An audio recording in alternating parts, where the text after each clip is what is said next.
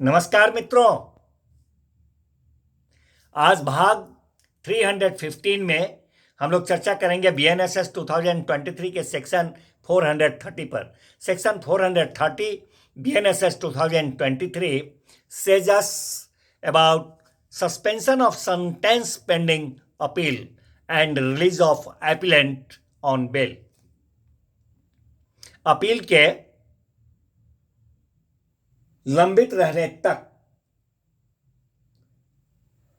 दंडादेश का निलंबन और साथ ही अपीलार्थी को जमानत पर छोड़े जाने के बारे में यह धारा हमें बताती है। मित्रों, यह धारा कहती है कि अपीलीय न्यायालय एपीलेट कोर्ट, जिस न्यायालय में हम अपील फाइल करते हैं, प्रेजेंट करते हैं, वह अपीलीय न्यायालय कहा जाता है, एपीलेट कोर्ट। तो ये धारा कहती है कि एपीलेट कोर्ट जो है वह कारण अभिलिखित करते हुए, एपीलेट कोर्ट कारण अभिलिखित करते हुए उस दंडादेश का अथवा उस आदेश का निष्पादन जिसके विरुद्ध की अपील किया हुआ है, जब तक अपील लंबित रहेगा तब तक के लिए निलंबित रखने का आदेश दे सकती है। किस चीज को? उस आदेश को अथवा उस दंडादेश का निष्पादन जो है उसको निलंबित रखने का आदेश दे सकती है जब तक कि वह अपील लंबित रहेगा। इस बात का कारण अभिलिखित करते हुए वह अपीलीय न्यायालय इस प्रकार का आदेश दे सकते हैं मित्रों। और यदि वो जो दोषसिद्ध अपीलार्थी है, वो जो कन्विक्टेड एपीलेंट है, परिरोध में है, तो वैसी स्थिति में उसको जमानत पर या उसके अपने बंध पत्र पर अथवा जमानत पत्र पर छोड़ दिए जाने का भी आदेश दे सकती है अपीलीय न्यायालय। परंतु कहता है इस उपधारा 1 पर, जिस पर हम लोग चर्चा कर रहे हैं, इस सेक्शन का उपधारा 1, उसका ये परंतु कहता है कि अगर मृत्यु दंडादेश अथवा आजीवन कारावास का दंडादेश अथवा 10 वर्ष के अवधि से ऊपर के कारावास का दंडादेश वाला कोई अपराध है जिसमें कि वह दोष सिद्ध किया गया है, ऐसा अपराध जिसका दंड मृत्यु है अथवा आजीवन कारावास है अथवा 10 वर्ष से ऊपर है, 10 वर्ष से नीचे का नहीं है, इस तरह के अपराध के लिए अगर वह दोष सिद्ध किया हुआ है तो वैसे में कहता है ये सेक्शन कि उसे, उस दोषित व्यक्ति को उसके अपने बंध पत्र या जमानत पत्र पर छोड़ने से पहले, वैसी स्थिति में उसको अपने बंध पत्र अथवा उसको अपने जमानत पत्र पर छोड़ने से पहले पीपी साहब को, पब्लिक प्रोसिक्यूटर, लोक अभियोजक महोदय को, वह अपीलीय न्यायालय जो है ऐसे छोड़ने के विरुद्ध लिखित कारण दर्शाने का अवसर देगी। परंतु यह और बात है कि ऐसे मामलों में जहां दोषसिद्ध व्यक्ति को जमानत पर छोड़ा जाता है, वहां लोक अभियोजक महोदय जो हैं, पीपी साहब, पब्लिक प्रोसिक्यूटर, वह उस जमानत को रद्द कराने के लिए वो आवेदन फाइल कर सकते हैं। मित्रों, इस धारा का उपधारा 2 कहता है कि अपीलीय न्यायालय जो है, एपीलेट कोर्ट, उनको इस धारा के द्वारा 430 बीएनएसएस के द्वारा प्रदत्त शक्ति का प्रयोग जो है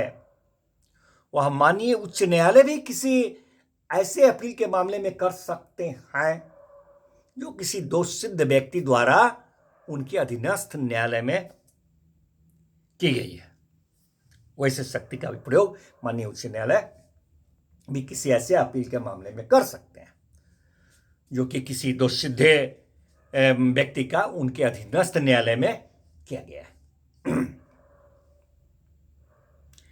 उपधारा 3, इस धारा का उपधारा 3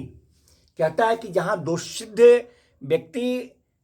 ऐसे न्यायालय का, कैसे न्यायालय का, जिस न्यायालय के द्वारा उसको कन्विक्शन दोषसिद्धि किया गया है, उसको यह समाधान कर दे कि वह अपील प्रेजेंट करना चाहता है, अपील फाइल करना चाहता है, प्रस्तुत करना चाहता है, इस बात का समाधान दोषसिद्ध करने वाले न्यायालय को वह दोषसिद्ध व्यक्ति कर देता है। तो कहता है यह सेक्शन वहां पर 2 दशा बताता है। नंबर 1, उस दशा में जब वह न्यायालय,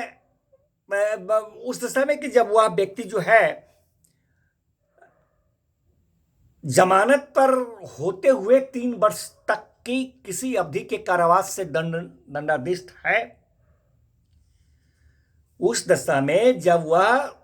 दोषसिद्ध व्यक्ति जो है वह जमानत पर होते हुए 3 वर्ष तक की किसी अवधि के लिए कारावास से दंडाधीश है, अथवा उस दशा में जब वह अपराध जिसके लिए वह दोष सिद्ध किया हुआ है बेलेबल है और वह बेल पर है, तो उपरोक्त दोनों दशाओं में या दोनों में से किसी भी दशा में वह न्यायालय जिसने कि दोष सिद्ध किया है यह आदेश देगी। क्या आदेश देगी? वह यह आदेश देगी कि दोष सिद्ध व्यक्ति को इतनी अवधि के लिए जितनी से अपील प्रस्तुत करने और उपधारा 1 के अधीन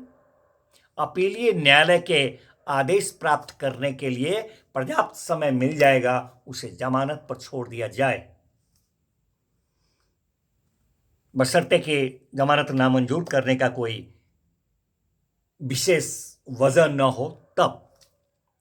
और जब तक वह इस तरह से जमानत पर छूटा रहेगा तब तक कारावास का दंडादेश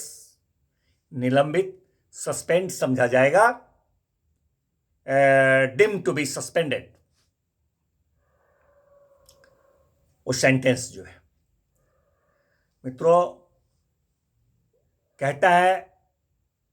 इस सेक्शन का उपधारा 4 के जब अंततो गत्वा अपीलार्थी को किसी अवधि के कारावास से अथवा आजीवन कारावास से दंडादेश किया जाता है, दंडादेश उसको दे दिया जाता है, तब वह समय, कौन सा समय? वह समय जिसके दौरान वह ऐसे छूटा रहता है,